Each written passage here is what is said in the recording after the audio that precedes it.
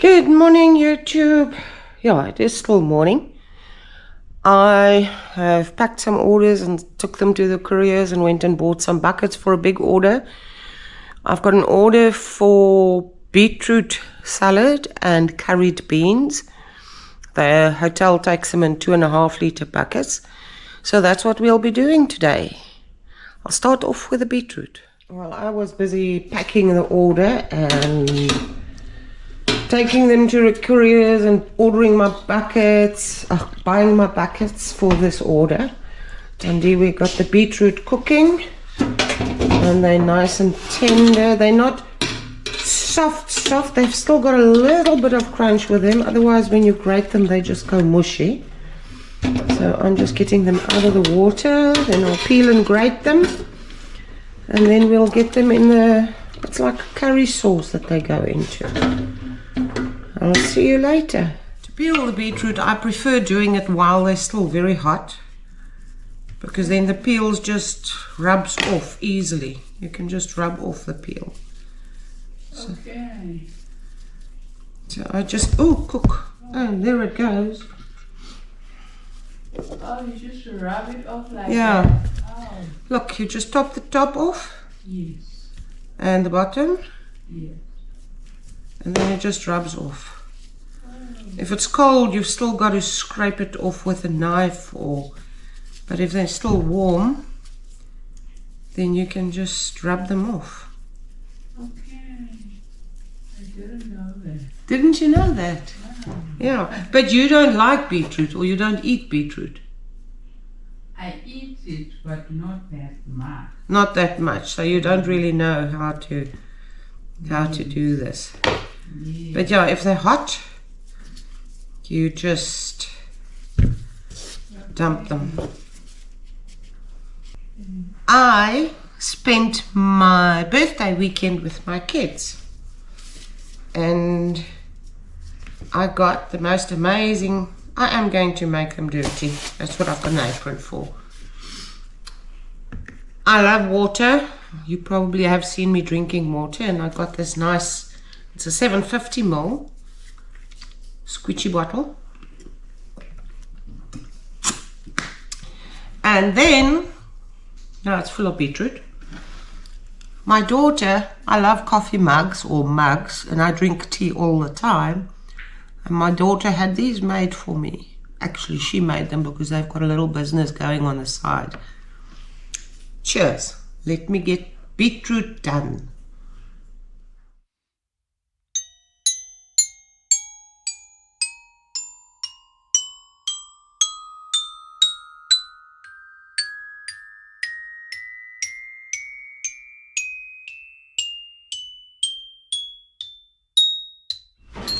Cheers.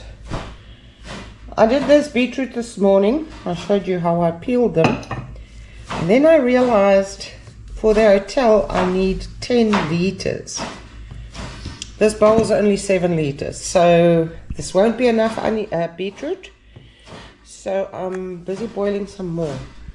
Some birthday cake and tea my daughter gave me for my birthday. I'll put a picture in of the birthday cake for you that you can see what awesome cake she makes. So my friend Sandy came to the rescue. She went and bought some more beetroot. We're cooking that, and then a bit later today it'll probably be tonight, we'll be doing the beetroot. Good evening. I've just got to show you the last remnants of the sunset I've got out of my jam kitchen. That's the view we work to. It is, like you can see, evening. I've got this big order for the hotel, and I realized if I don't do this beetroot tonight, I will be late in delivering it. My friend Sandy had kindly bought me some, what is this? Chicken bowl. Ooh, New Yorker salad, yummy, for supper, that I don't have to spend time for me with supper. Ray asked oxtail for supper. I don't do oxtail. Sandy has already measured out all the spices, the curry and the salt and all the other spices that goes into the beetroot. Now I'm going to slice the beetroot. Now, before I start, I want to show you what I actually use to slice the onions. This is a Burner, I don't know how you pronounce the German. It's a mandolin, I think is the thing they call it. I literally bought this 40 years ago when I was at varsity doing domestic science. And it's got a lot of different parts to it, attachments to it. This little one with it makes like a rough grate. This one makes a bigger grate. The one I'm going to use for the onions is just a plain flat one that I put in to make thin slices of the onion. So let me get this all set up and I'll show you how I do that. If you put that side to the top, it gives you a thicker slice. I use this side to the top. And it gives you a very, I don't know if you'll be able to see it, gives you a very thin slice.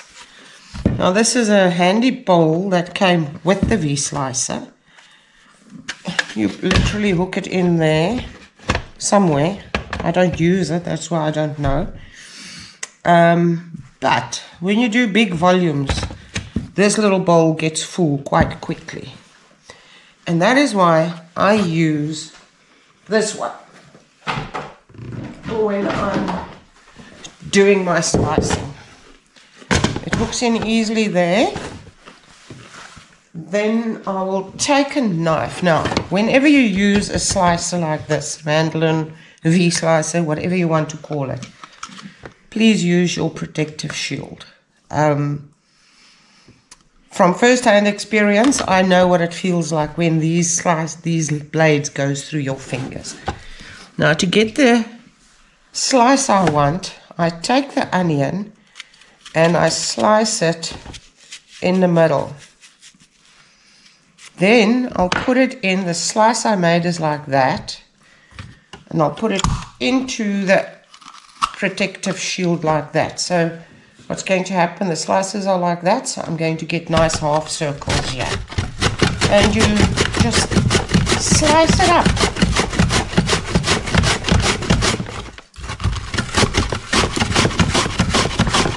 Now, I won't bore you with the whole slicing process, but this is what I've got at the end of the day. Thin little slices that I'll stir fry with the spices and then add the beetroot. Onions are done. Now I'm on the beetroot. Now, I don't give them any slice. I just slice them in my machinki. And what it gives me is thin little strips like that. Now, you can use just a normal grater, but then they tend to be a bit mushy. And I don't like that. So, as well. Yeah, so I prefer using this, and this I usually chop up. So I'll do that later. Now, while I'm carrying on with the beetroot, I'm going to put you at the pots and show you what Sandy's doing. Righty, we're going to start off with some olive oil. We're going to get the pots hot and we're going to saute the onions. We don't want them to brown, we just want them to cook slowly. So I'll start it off with heat and Sandy will be looking after them for me while I carry on with the beetroot, and we'll fry the onions slightly. Just chuck it in. And then just careful for the camera stand. Just chuck it in and did I ever put it in? Yes, I did. Chuck it in and just keep stirring them with that.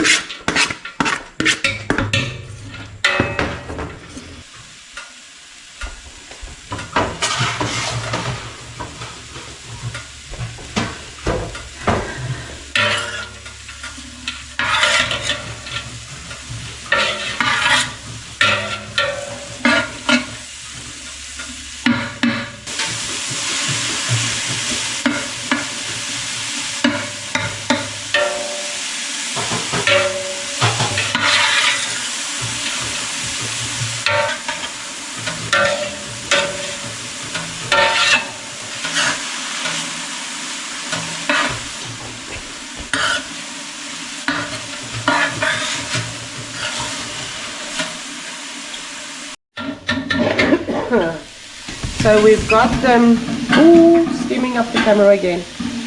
They are nice and translucent without being brown. So we're going to be adding the spices now. You can add the spices at a later stage, but if you fry the spices a little bit, it actually develops the flavor more. Now you don't want it to burn to the bottom, so I literally just stir it a little bit, and then I'll be pouring my first bottle of vinegar on to just deglaze it at the bottom. Oh, come on. Deglazing. Just listen to that sound.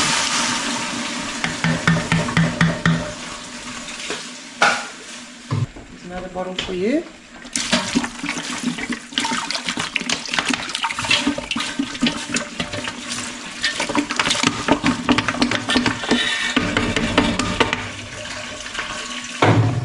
Now this is another product that I don't add lemon juice to. Number one, you don't have pectin that you want to activate, and number two, the vinegar is the pH on the vinegar is sufficient to prevent it from crystallizing, and it doesn't get that much sugar in like a jam would. Now we're just going to bring it to a simmer. As soon as it starts simmering, we're going to be adding the sugar.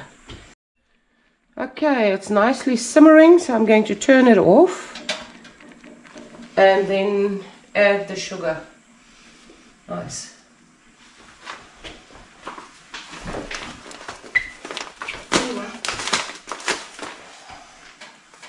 Thank you, my friend.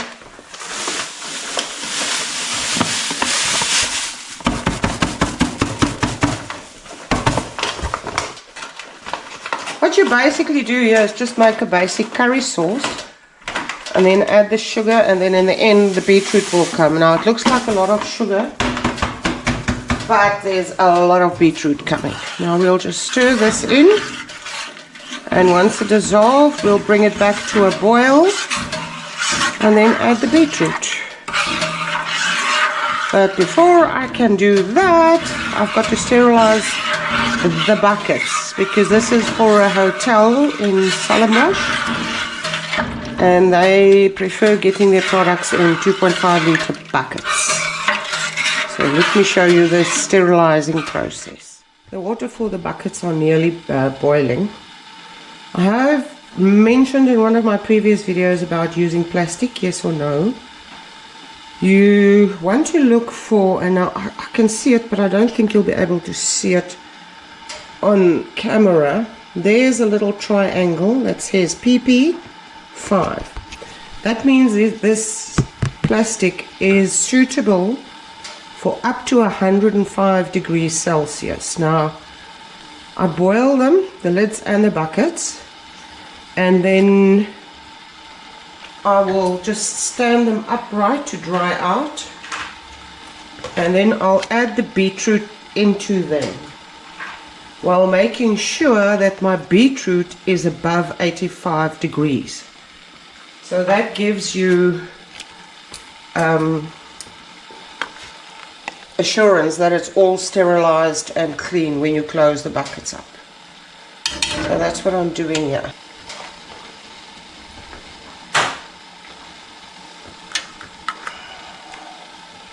Come on, I want you apart. You basically put them in meter for like a minute. Yeah, yeah. Look, some people, you're right, some people, for example, sterilize their jars in boiling water. Turn it around, that it can, because if it's hot, it actually dries off very quickly. And so you wash them. I cook them in the boiling water, and then I just let them stand to dry out. And you can sit there and boil a bit. Actually, right here it boils at 99 degrees. Wow. If I put the thermometer in, because the hotel were very pedantic about how do I sterilize the buckets and blah blah blah. They want to know I use the right plastic, and I mean it's a 5-star hotel, so they need to know exactly what's going on. Yeah. Sugar is all dissolved. As per usual, clean the sides of the pot before I turn it on again. You don't want sugar crystals in your products. This doesn't really crystallize, but I don't like taking chances. There's still a whole lot stuck there.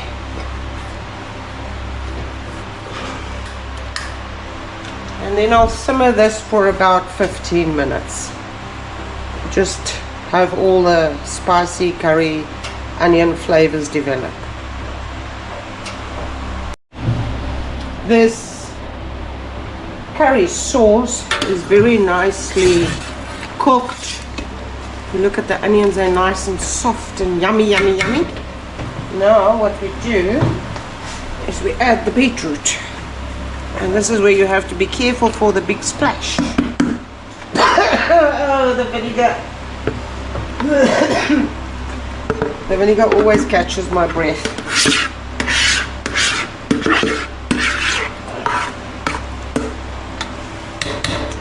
The same thing happens when I do the chilies, the chili sauce. Oh my goodness, you can barely breathe in here. This is perfect. Perfect. A lot of people don't like the juiciness in their beetroot, but I do thicken it with corn flour. But this has now got to cook through. It will take a bit before it boils again because the beetroot is cold. Once it starts boiling, I boil it for about 5 minutes.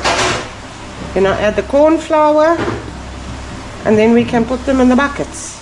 What I'm getting ready here is the maizena or corn flour. I'll put in my vinegar first. Oh shoot, this one I'll have to sort of level there. Then I need some just plain corn flour to thicken the juice. That'll be 1, 2, 3, 4 and 5. Stir this a little bit until I've got no more lumps in here. There you go. It's like lumpy at the bottom, so you don't want those lumps. You want to stir it until it's all evenly mixed without lumps. Right, now I've got to add some of the beetroot juice to it. It is night time, I'm really less for my bed, but yes, let's get this done. I am waiting for my timer to tell me it's been boiling for 5 minutes, but in the meantime I can temper this corn flour so long. If you pour it just into the pot, it tends to make lumps. So what you want to do is you want to put some of the hot liquid in and gradually introduce the corn flour to the heat. Okay, I think that one is good. Yes, it's nice and warm. Let's do the other pot quickly. There my timer's off. I just add the corn flour and the thing about corn flour, you don't want to boil it too long after you've added the corn flour.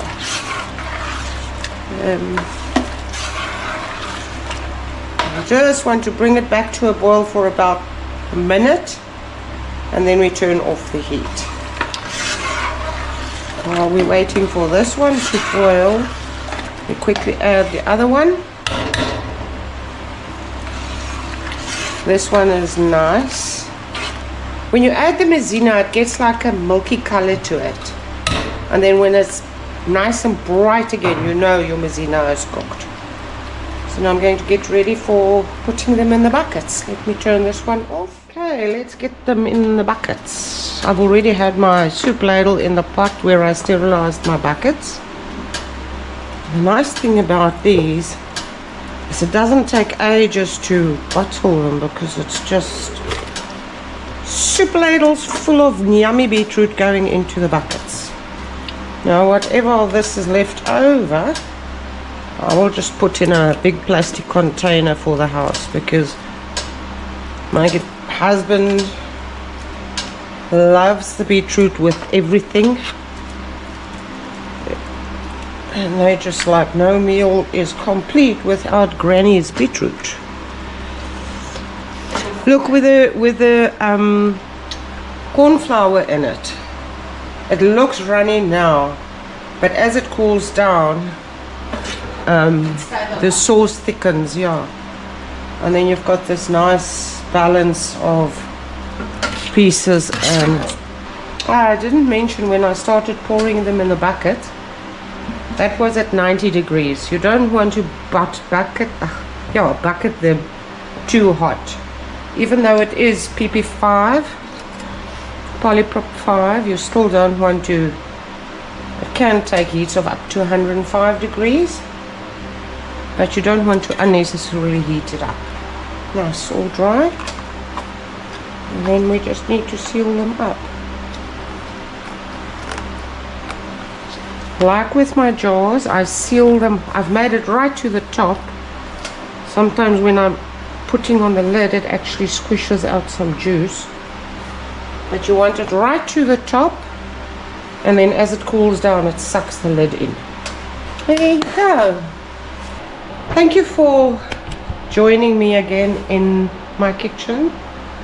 It did become a late night, but it is what it is. That's what happens if you run your own business from home. I think a lot of people can relate to that. If you like this video, please like. If you haven't subscribed yet and you feel you want to, remember to subscribe. And if you've got any questions, like I mentioned earlier, if you want me to make a video of all the equipment I use, how I started off with plain equipment and how I upgraded over time, please let me know. And thank you for joining me again. Bye.